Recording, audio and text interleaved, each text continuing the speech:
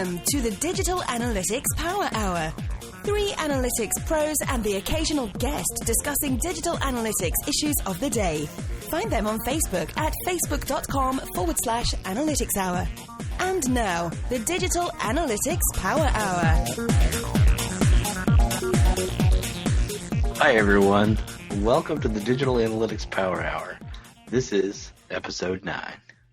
As you've probably noticed in your distinguished analytics career, at some point you have to interact with other people in the business. Successfully navigating these relationships. Damn those other people! Oh, sorry. Oh, it's so early. Hold on. These relationships is more art than science. Tonight, we engage in alcohol-soaked speculation. How do I improve my working relationships with the business stakeholders I hold so dear? And like any lobby bar, I am joined by some other people. Let me introduce them to you right now. Jim Kane is one of our steady co-hosts or unsteady co-hosts. All depends on how much he's been soaking himself in alcohol. Slancha. There you go. And of course, Tim Wilson, our other host. And also alcohol soaked. And of course, I am Michael Helbling. All right, guys. This is one of those aspects of the digital analyst's career that is, I like to call it the art side of the science. It's how do you interact with the business. I thought it was just an inconvenient truth. Well, it is that too. Like, wouldn't it be great if we could just be, walled off from all that and just really mess with the numbers all the time and just live in that world? But that's not the case. We've got to talk to people. We've got to communicate. We have to interpret. We have to give our opinions. We have to convince. So let's talk about that. Well, I'll go first. Awesome. I was keen on this topic because, frankly, it's the conversations with business stakeholders that got me into analysis. It's by far my favorite part of the job. I can't tell you how many times we've saved 10, 20, 40 hours of work by just going, how about we call the stakeholder and have a conversation? And I like the fact that you used the word art, Michael, because there's a real, we've talked about it in other podcasts, sales skills, bartender skills, architecture skills, things around truly understanding someone's requirements, and that allows you to do great work. And I actually think in a lot of cases the conversation trumps the data around being a good business analyst or a good digital analyst. So I think this is going to be a really good conversation today. The way, Michael, you set it up, I almost feel like probably echoes a lot of analysts' reactions, and I will say I am not immune to that, which is there's some level of us and them, or some level of trepidation, some level of, this is going to be an unpleasant thing to initiate and continue interaction with the business, which I think is a dangerous place to be, but I'll be honest, I kind of live there. The first time I'm heading into a conversation with a business stakeholder, or sometimes the umpteenth time, because, they're just difficult to work with, whereas Jim, it sounds like you kind of relish those interactions. Yeah, I think we get to that point through experience, right? When somebody comes up to you and says, hey, with our analytics tool, can you give me a report of the least viewed pages on our site? Or the pages that have gotten no views. Yeah. And so, those are kind of those kinds of things, build up for you. And questions of that ilk, I think, are the ones that kind of can be the thing that drives the analyst crazy and makes them want to wall themselves off from the rest of the world. When we bring on a new analyst at Napkin, one of the single biggest things that we provide kind of coaching and mentorship and training on isn't just how to have the right conversation and ask a lot of good questions around learning what someone wants before you start doing the work. But again, one of you guys made the point, it's a little easier for us because we've been around the block. And I think secondly, the three of us are all also executives. So when one of us is talking to a CMO or a vice president or a senior director in a big company, we feel that we're speaking at a peer level. And there's definitely a lot of trepidation for a more junior analyst or someone who's lower in that org chart or newer in their career to go toe-to-toe with someone who's got 35 years of experience. and have a peer level conversation with them about data, it's really hard. But again, the second that you can do that, to me, that skill set is the difference between, toiling in vain with no promotion and, eventually being the CIO. Yeah, I mean, I guess maybe I've just got more rampant self-doubt and self-loathing and who knows what else. I probably actually don't feel like I go into those discussions with that much confidence. I mean, I will say the experience has been getting to those conversations is definitely super valuable, but it's still kind of an unknown when you walk in and you've got somebody just obsessing about time on page. Like that's what they want. And for all we know, or all I know, it's been somebody who's been touting that for, months in their little world in the organization, and somewhere they are the customer, right? I mean, that's where I find it's fun and it can be challenging, but I don't always get to a win. If somebody is just hell bent on something that's wrong-headed, I feel like I wind up in the spot where I'm the analyst, everything I know is right. I can't just flat out say you're wrong, because it takes so little to drop a little bomb in that relationship, and I'm never going to recover from it. So a lot of what I feel like I have learned to do is walk in and say, okay, I'm never going to tell somebody that's just that's the dumbest thing since insert some Jim witticism here. Dumbest thing since bagged milk. There you go. Leave Canada alone. Okay. So, and I kind of lay it out as there's sort of three scenarios of business stakeholders. They're the one, they're looking to you, the analyst, for expertise, and you're looking to them for business expertise, and you both kind of walk in with not super high defined expectations of what's going to happen, and you have a very good dialogue and relationship and back and forth where there's kind of mutual learning. The analyst is learning more about the business and the needs for that specific user, and the business user is learning more about kind of what data is available, what's the right way to approach it, how to kind of frame things. In my experience, that almost never is where the first interaction with a business stakeholder starts. That's what you want to get to. But the other two that are kind of equally nefarious is, one, somebody walks in and they just cannot tell you how many times how you're going to love working with them because they are all about the data. And in my experience, that means they are going to be the most diluted and misguided about the data, and they're going to be the hardest because they just so want to tell you just more data, and they're waiting for you to just give them hugs because they just want you to puke data. They want you to vomit all over them with numbers, and you're like, this is not going to be useful, and it's not a long-term thing. That's kind of one challenging way to go in. And then the other challenging one is the person who's frankly kind of scared of the data. They want the data to just kind of validate their beliefs and their opinions, and they kind of want to be somewhat high-level order givers, and tell the analyst, go tell me why my campaign was successful, or go find me an insight, because that's such a vague ask that no matter what you deliver, it's not going to be big enough and grand enough, and it's going to be easy for them to kind of beat you down. Yeah. The next person who says low-hanging fruit to me, I'm going to slam a door on my own head. I hate that phrase so much now in my career. So what term do you use for low-hanging fruit then? Easy wins, high opportunity cost, anything that's not tied to food. That phrase it kills me.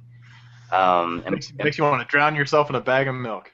What was it you were saying before, the vomit data thing? That was you want good. Me to repeat that? Whatever it was fantastic. I'm gonna listen to the podcast so I can steal that sentence. Agencies, I feel like that's one of the challenges for an agency analyst, is that there's almost always one or two layers between the analyst and the person to have that conversation with. But I just have a super vivid memory of an account manager coming back from a 2-day kickoff on site with a client saying, you're going to love these guys because they are all about the data. They have just binders and binders of data, and they're so excited about all the stuff we're going to do with data. They have all this data, and they just don't know how to make any sense of it. And I'm like, well, how can you be all about the data if all you're doing is just making massive reports? That's a tougher row to hoe than somebody who walks in. I've got another client who came into the first meeting and said, you know what? I want to learn. I know what I know, but I have no idea what I don't know. And let's just start talking. Can you help me understand the data, help me understand digital? And, we started with what she was trying to do as a brand manager. And that was a very kind of positive and productive relationship. But it's the people who are kind of come in with a little bit of most open-minded are the ones who are easier business stakeholders to work with. But you can't control that, right? As an analyst, you just have to deal with whatever business stakeholders you're presented with. It's interesting as you're talking about that, Tim, and I'm like, it's true, like as you get that point, and I feel like it's sort of partially our jobs to help shift people over to that kind of mentality of like, hey, here's what I know. Can you bring what you know? And actually, a lot of times I'll even tell people, I'll be like, here's my expertise, and your expertise is over here in the business. Let's combine our resources so we can really create some value. And that's, sometimes helpful because a lot of times people will just be like, oh yeah, I know all about the data and I know everything about time on site and how that's the most important metric for us. Yeah. And those kinds of conversations are the ones where you go home and increase your blood alcohol content. But the point that you made that they're the customer and that, it couldn't be more true. And I would actually take it farther and go, and I think I've been fortunate in this regard, but the people that I've provided analysis to in my career, some of them have been, I read a book once and they're kind of brutal at first, and there are people who want to be coached, but at the end of the day, they're the customer, whether you're an internal employee or not. And I think a little more than that, they're also experts in stuff that we're not. And our job is to, we don't actually do anything as analysts. We provide decision support. We help people do their jobs better. We help people understand what happened so they can do it again better, right? So when you're dealing with a business person, your job is to acknowledge the fact that they have a job that has action tied to it, and you want to enhance the quality of the actions they take with your work. But we don't actually directly do anything for the business. And I think you really need to go into a conversation with a mindset like that, because I have dealt with analysts before in the community who kind of think, everybody's a knucklehead but me. And, if only I was a CMO, we wouldn't make all these shit decisions because I understand data and all these kinds of things. And I know some CMOs who aren't great with data, but they're damn good marketers. And when we can figure out how to have the conversations with them to move past what I call, so like the puke data discussions, I find tend to be very much tied to historical analysis. Like this thing happened, or why'd sales go down last week, or let's look at year-over-year bounce rate from people from Secaucus, New Jersey, who came from branded paid search on a Tuesday, and that kind of stuff. And the second that you can move the dialogue with a business stakeholder towards supporting decisions that are yet to be made, then the quality of the work goes up. You start having a lot more fun. You start getting more stakeholder understanding and buy-in. So, if that same stakeholder comes to you and says, and Tim, I think you've done this one before, what are some areas in our website that we should improve next quarter? Like help us plan better with data. And that's what happens when you have a good kind of business user decision support relationship. I'm hearing a little bit. So one, you made me realize that, and I'll use your phrase, which I've given you a hard time about in the past, but it's actually true that the whole access to power. Say it again. Access to power. Oh. The higher up you go in the organization, generally, the more the stakeholder talks in terms of the decisions they're trying to make, whereas the more junior, sometimes they're kind of in the, I need to be about the data, so I want to spout out metrics that I've learned. But I do think going in with some, humility maybe is the word that keeps kind of bouncing in my head. I think that's a totally fair statement to say that analysts don't do anything and that we're not the ones that take the action. We are facilitating and enabling decisions in action. As soon as the analyst starts to get preachy or starts to get kind of cocky about, hey, if I was in that seat, I would just change the website, that can kind of somewhat, it can poison a relationship even if those words don't come out of the mouth. Like recognizing that other people are the ones who are on the hook to make those decisions and take the action, and how do you actually work with them to steer them. And I sort of see it as, I never say no. If somebody says, I want 250 data points trended for the last 3 years, I'm not going to say yes. I may say, that's a little tough. That's going to take a ton of time. I'll try to redirect a little bit, but then I'm still going to probably give them some handful of data points trended for some period of time. And hopefully some of that is showing, yeah, you don't need to go back 3 years on all of these. So Yeah, I refer to that as being the hostage negotiator, right? You can't say no, but it doesn't mean you have to say yes. Find out why they need 250 data points, right? there's a certain level of showing that I am the data expert. I can go and get all of this stuff. So I do need to build some credibility that I can get the data that you, the business user, can't get to. Now that has to stop short of me being your data bitch that you just go and ask me, you know, Right. for whatever data point you want. So Well, what I've seen is that where people get shut down is that they go in and they hear that, outrageous request, and they're just like, no, we're not going to do that. And no, we're not going to do that. No, we're not going to do that. And before long, what ends up happening is that person is like useless to me. I'm never going to come ask them for anything. And now you're sitting over there, and you're never going to talk to that stakeholder or executive again. They're Or done. even better, and then the you analyst, complain about them not coming to you. You're Exactly. like, yeah, but you sit there and you smack them down every time they did. Yeah, and or that's the analyst walks out of the meeting and they go, yeah, sure, asshole, and then they dial it in. And they do sloppy work and they bang it out and they don't put any analysis in it. Like instead of saying, like, we don't say no either. I don't like no because it's not a good relationship building statement. But yes, I could do that. But once I really understand, and like I steal this from Tim, from you so much, I think this, and if I'm right, then I'm going to do that. Like you kind of have that conversation and you say, if I knew what you were going to do with what I'm trying to help you find, I might be able to do it in 4 hours instead of 40, and you can make your decision faster. So yes, but. I like that hostage negotiator thing. That's a good way to describe it. Isn't it? We're describing these characteristics: humility. We've described empathy, and I just wonder, like, are we basically business butlers? A good butler is someone who is gonna like be there, know kind of the routine, know what's happening, and inject at the right time, but never like, you know what I mean? Like, I don't know, maybe I'm Is taking this like it a too far. Downton Abbey kind of butler? Well, yeah, like a Downton Abbey. Batman kind of butler. Well, I mean, Your multivariate reporting is ready, sir. Exactly. I might be taking it the wrong direction, but it's Michael, do there's you remember something to that. You remember the presentation I did at eMetrics ages ago about Batman and Robin and pop culture references and stuff? I do remember it, but I sure wish you'd refresh my memory. I'll How was that? maybe I will. Hostage taking right there. I didn't want to include the listeners in my anecdote, but now I guess I will. I just did this big pop culture analytics routine a few years ago, and we do this to this day when we're training new analysts, is we say every business stakeholder that you work with is Batman. So they are the star of the show. They do things. You support things. Every stakeholder, and we actually file them this way internally, they either look at their analyst as Alfred or they look at them as Robin.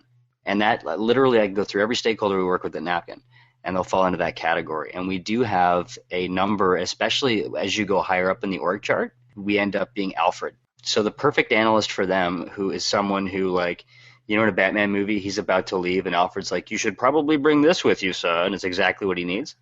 That concept of, like, the proactive think of things before I need them, kind of be quiet in the corner, but I can't win without you, is that butler thing, I think, makes total sense. We do, however, have a number of stakeholders, especially in online retail, who view their analyst more like Robin. Like, you're my sidekick, and I will call my analyst to go, what are your thoughts on this? Like, they want not a peer, but someone to bounce decisions off and get the perspective back in terms of data. Yeah, absolutely. It's funny. I had an eMetrics presentation that I did for a couple of years about community management, and it was based on a Gilligan's Island theme. No shocker. And my premise was that the community manager is Gilligan, kind of the star of the show, but not necessarily, in what very, very well intended. And then I kind of walked through the other cast members and kind of tied them to different dimensions of the analyst kind of supporting the star. I couldn't come up with anything for Levy Howe. I mean, she was pretty much useless, but so it goes. I feel like I'm cutting out. We never actually gave the excuse that whatever odd jerks and fits in this episode is because I'm recording from a hotel room with spotty internet access. Ladies and gentlemen, Tim Wilson is so pleased to be here tonight. He's joining us from an exotic location. I'm on a boat in the South Pacific. I got my kids cranking a little hand-generated internet router. Tim Wilson is available from space. Tim Wilson not available in the province of Quebec.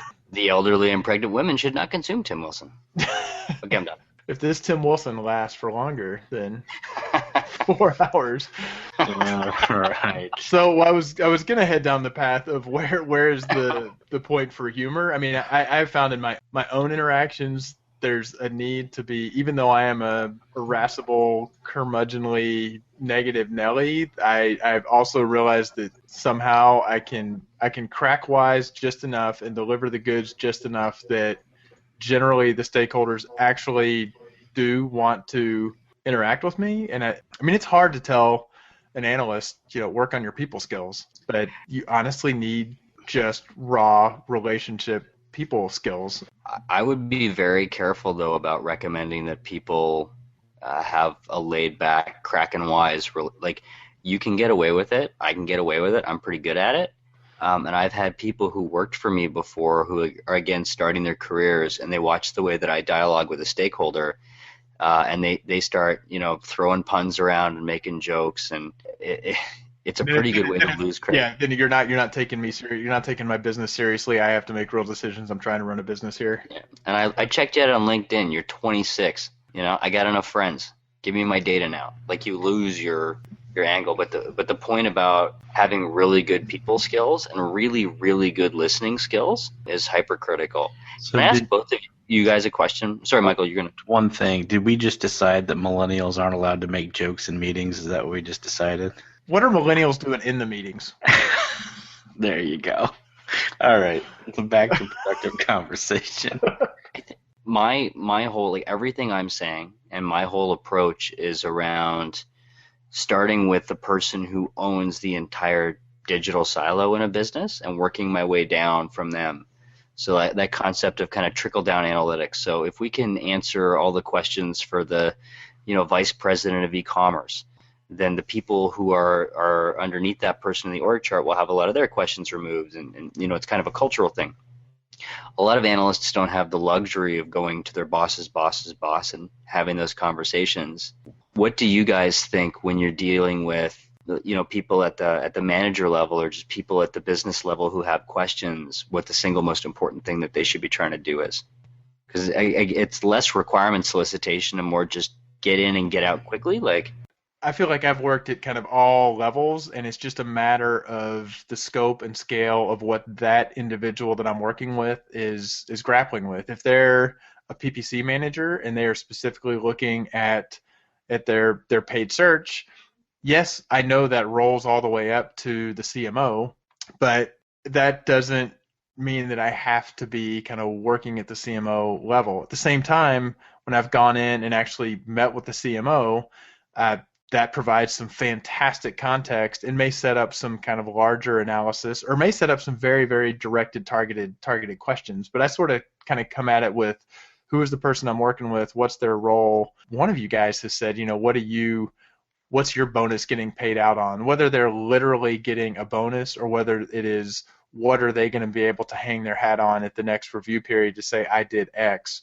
And that kind of cuts across all levels of the organization. Yeah, so I think it's actually more natural to work with someone who's delivering things kind of at the channel level or at the line level, only because honestly, you get fewer reps in front of a CMO. So a lot of times it's the hardest one to really get comfortable with. I mean, typically it's about, hey, how do I help you kind of do the things you're trying to do with your responsibilities, right? So if you're a merchandiser, how do I help you kind of understand how digital is impacting your merchandise performance? Or if you manage a channel, how do I help you understand, how the channel's interacting with the other channels and what you're trying to do? So, yeah, I don't know.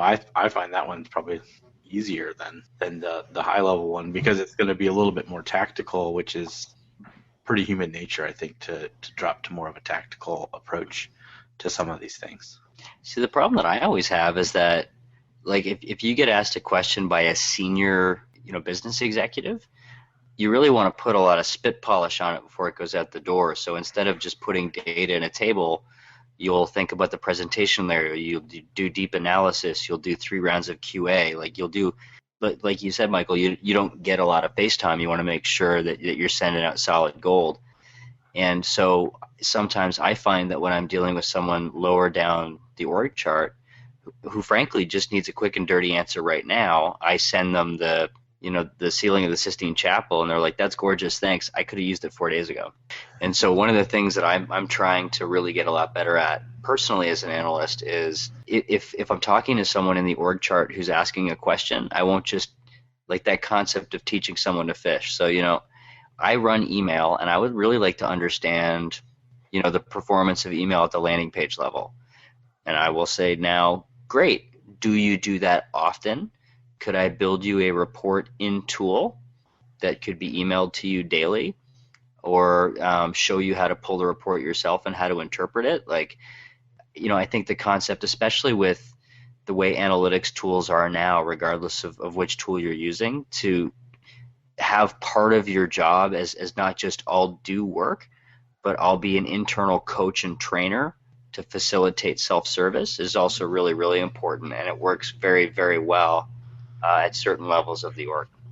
Yeah, and I think you brought up something that's really a good question to ask somebody at any level is when they ask for something to get a sense of the timeline that they're on, right? It's like, I'm walking into a board meeting in 15 minutes. I need some analysis is a much different exercise than, in a week we need to review these 5 things. So I got 2 things from that. One, so the self-service thing, the fine line to walk there is making sure that this is something where you are empowering them. It's not because you're trying to shirk work. Because I've seen that done with, an analyst saying, look, you have a login to Google Analytics, go pull that yourself. And they may say it politely, but they're still delivering the same message. Yeah, read the fucking manual. Good old RTFM, my old technical writing days, which is not to say that you don't want to, but to me, it depends on the business stakeholder. Sometimes they want to be empowered that way and they're into it. Sometimes they don't. And the trick is not trying to teach someone to fish who has no interest whatsoever in going anywhere near the riverbank with a pole. But I agree, and that should always be an offer to say, hey, I can show you kind of how to get to some of this, or I can actually, like you said, I can set something up so that you're, the hook is perpetually baited, and all you got to do is walk down and drop it in the water, and you don't have to wait for me to come and bait your hook. So the other thing you talked about was the Sistine Chapel, and I feel like what I've gotten a lot better at and am doing more and more of is getting comfortable with quick and accurate and partial answers. And this goes high up in the organization and low in the organization. If I can walk back, if I can come out of a meeting and I've got 7 questions I'm trying to answer and 2 of them I can answer in about 15 minutes of work, I'll get the answers to those 2 questions and I'll go ahead and send them out. And I'll say, hey, I've already gone and answered these. Or the other is I will walk in with something, especially if it's a recurring report, I will pretty much come in and say, this is not final. I am expecting to iterate on this thing. I want your feedback. And that even, I think, even goes to the CMO level as well. We have this tendency to say, oh, we're really nervous. We want to deliver the grand deliverable. And I'm getting more and more comfortable saying I'm not going to deliver the grand deliverable, I'm gonna kind of trickle it out. I'm gonna become a partner. I've got a very specific example in mind with some social media stuff with a business stakeholder that was kind of known for being very, very demanding and never happy with what was given. And when we sat down and met with her and said, here's something we've produced, we want your feedback, she had legitimate feedback, so definitely we're in listening mode. That was part of the issue too. The analysts weren't listening very well. And then she'd say, but what about this? What about this? And I said, can we table that? We want to get through one thing that is useful and polished and final, and then as soon as we have that wrapped up, we're going to tackle those other two things. And she's like, oh, yeah, that totally makes sense. That's a good point. So I'm going to start to wrap us up here. I feel like tonight we have kind of ranged across a few things that I think are helpful. And I think it's interesting where we landed, but I'll let you guys do your piece. What's your big takeaways from this, Jim? Well, I want you to go first. I'm curious about where we landed. Well, it's funny because I felt like we spent some time talking about it and then delivered a pretty impassioned defense of the HiPPO. You know what I mean? In a certain context, what we exist to do. And it's so interesting because you hear the HiPPO talked about so negatively in so many parts of the analytics community, but the reality is that helping the HiPPO, getting the HiPPO to understand what we're doing, seems to be kind of the keys to kind of really having a great relationship with your business stakeholders. Obviously, the ability to manage those relationships well seems to be kind of the critical pieces of success.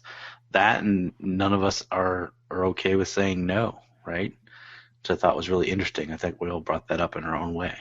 I think that's well put. I wouldn't have framed it. I mean, that hadn't occurred to me that way, but I totally agree. To me, the we've said it now, the humility, empathy, I'll throw in kind of respect, recognizing that there's knowledge they have that you don't, is big. And then I actually like Jim's line of, pointing out that analysts don't actually do anything. That reminded me of a guy named Fred Durant here in Columbus, as though I'm in Columbus instead of a hotel room with shitty Wi-Fi. He ended a presentation where he just kind of got to where he talked, and he said, at the end of the day, the analyst just needs to fucking own it. The point that analysts cannot draw a hard line of where their job stops and say, I'm not going to cross that line. The analyst needs to go as far into the business stakeholders world as they possibly can, purely 100% in the service of their stakeholders being able to make informed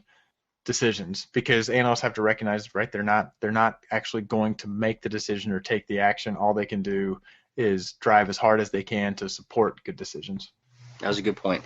And, again, this is one of my more favorite topics, so I just had kind of a real fun time going through it today, but it reminds me of a talk I gave once with a senior stakeholder in a big brand that we were working with, and he sat down in front of a room that was predominantly analysts and said, here's my name, here's my title, and full disclosure, I don't give a shit about web analysis, which is what we called it then. And everybody... You know what? That's what I just said this morning. Oh, no, sorry. But everybody in the room got really uncomfortable, and they were probably tweeting, like, this guy's a dick. And then he said, let me tell you why I spend a lot of money on measurement. Once a year for about 40 days, I negotiate for next year's budget. And I'm going to take you through the numbers that I use and the things that I need to report on to my CMO to double my budget, because that's part of my mandate. And then he went through all of his math and the structure and how he uses measurement, and that started to lead to, obviously, over the course of the year, when he's not fighting for budget, the ways he leverages his analysts to leverage it. And he really kind of let everybody inside his head. And he made it very aggressively, uncomfortably clear that the role of the analyst is to empower him to shoot the lights out. And, the point that was made earlier about, in defense of the HiPPO, I should probably be clear and say that at several points, it doesn't happen often, but at several points in my career, I've quit a job or fired a customer because they had unsavable executives. There is such a thing as, like, we support decisions. Our goal is to not be Batman, and all these things are true, but there's such a thing as, as a marriage that will not last. I will say the unsavable, the people who see their role in their business is increasing their own budget, to me, and I've definitely run across that, and I get the realities of how business works, but the people who are focused on that tends to be a little bit of a... It has the potential to be extremely toxic. And I think the reason that he brought it up the way he brought it up was to make a very hard point about, you don't have budget, you're an internal service bureau to me.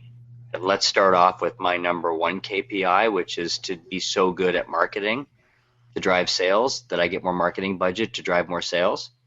So, one of the things that he said was, if I can prove that this year with this budget we generated this revenue, and next year with triple the budget I can get 5 times the revenue, we're cooking with gas. And then I win and everybody else wins. And it was tied to revenue, and it was tied to a whole year of improvements and things, but just like kind of a big glass of cold water in the face on, again, you inform people who do things is important. It doesn't mean that every business stakeholder you work with is going to be the kind of person who can compete on analytics or take advantage of an analyst, but it does mean that with the proper development of people skills, you should be able to get very far down the path of trying before you give up, I think that's good. So you could either be Robin, Alfred, or Ra's al Ghul, but you should probably learn what that little fork is that they put across the top of that fancy table setting. Alfred, fetch my KPIs. That's right. So anyways, it's interesting how this conversation went tonight, and Tim and Jim, I really like your perspectives, and I think we had a lot of alignment tonight, actually, which is new for us as a group. And let's not let that happen again. And well, I think we're all struggling under the stress of that, and so I'm going to turn it over to our audience. So, guys, as you listen, let us know your comments and thoughts. Are there perspectives here that maybe we're not capturing? And let us know on the Facebook page or on Twitter or on the Measure Slack channel. If you are not part of that group, you definitely should just hit up one of us on social media. We'll get you to the right people to get signed up. It's a great group. A lot of great information happening there. Slack #Measure Group. All right. Well, hey, that's our show, and thank you all for listening. On behalf of my co-host, Tim Wilson and Jim Kane, thank you very much. We look forward to hearing from you. See you next time. Cheers. Thanks for listening, and don't forget to join the conversation on Facebook or Twitter. We welcome your comments and questions. Facebook.com/Analytics Hour or @Analytics Hour on Twitter. So smart guys wanted to fit in, so they made up a term called analytics. Analytics don't work.